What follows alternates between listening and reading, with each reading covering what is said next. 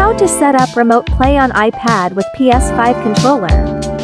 Open Settings on PS5 and select System. Then select Remote Play and enable Remote Play. Moving on to the iPad, open App Store and download Remote Play.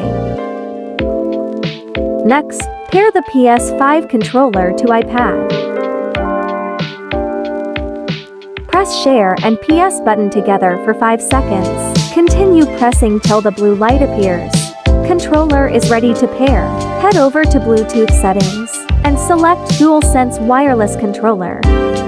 Open Remote Play app. Connect the controller.